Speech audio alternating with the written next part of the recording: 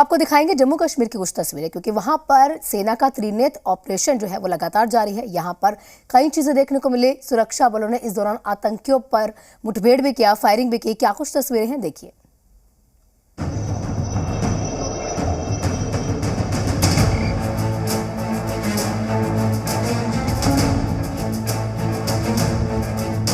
राजौरी के एक बड़े इलाके में सेना का आतंकियों के खिलाफ अभियान जारी है। आतंकियों के खिलाफ शुरू किए गए इस ऑपरेशन को त्रिनेत्र नाम दिया गया है। यानी कांडी के जंगलों में छिपे आतंकवादी किसी भी कीमत पर नहीं बचेंगे। शुक्रवार की सुबह जब जवान आतंकियों के ठिकाने के करीब पहुंचे तो उन्होंने हमला कर दिया। आतंकियों ने गोलियां दागी और बम धमाका भी किया, जिसमें जवान शहीद हो गए।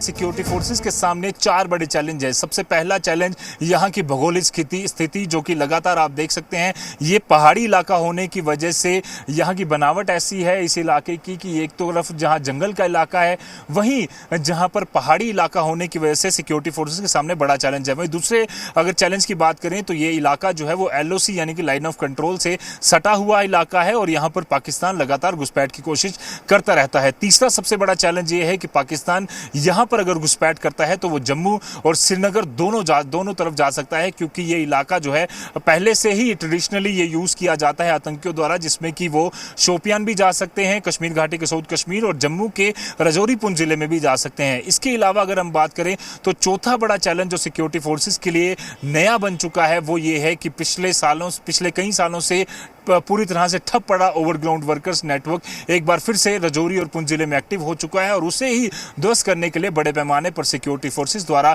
यहां पर कार्रवाइयां की जा रही हैं। दरअसल इस इलाके में आतंकियों के होने की खबर 3 मई को ही मिल गई थी और तभी से यहां सर्च ऑपरेशन शुरू कर दिया गया था। जानकारी के मुताबिक कांडी के जंगलों में जो पहाड़ी इलाका है, वहीं आतंकवादी एक गुफा में छिपे हुए हैं।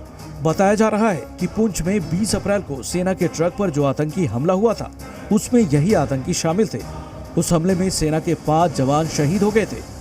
आतंकी जो हैं वो 5 से लेकर 6 की संख्या में पिछले काफी समय से राजौरी और पुंछ के जिले में घूम रहे हैं। पूरा इलाका आपको समझाने की कोशिश करूंगा, जहां पर ऑपरेशन त्रिनेत्र के साथ वाइडनेट कॉर्प्स के ट्विटर हैंडल से भी ये मैप के जरिए ये समझाने की कोशिश की गई है। ये वही दरिया है, ये वही नदी है जो कि लगातार 2 भागों में इस पूरे क्षेत्र को बांटती है। एक तरफ दराल बुद्दल का इलाका पड़ता है, दूसरी तरफ डांगरी, कांडी और इन इलाकों को ये इलाके पड़ते हैं।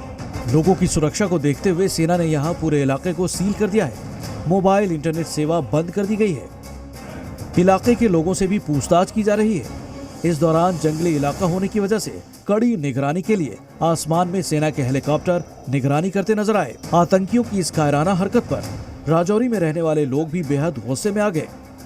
पाकिस्तान को घेरते हुए इलाके के लोगों ने उन्हें सबक सिखाने की सरकार से अपील की।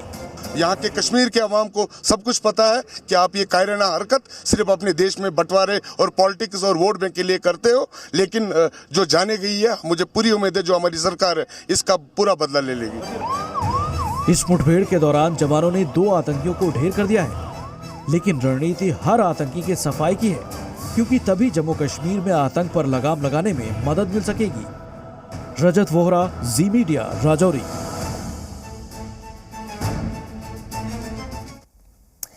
बात मणिपुर की करेंगे, जहां पर आदिवासी हिंसा आंदोलन के बाद तमाम चीजें देखने को मिली और यहाँ पर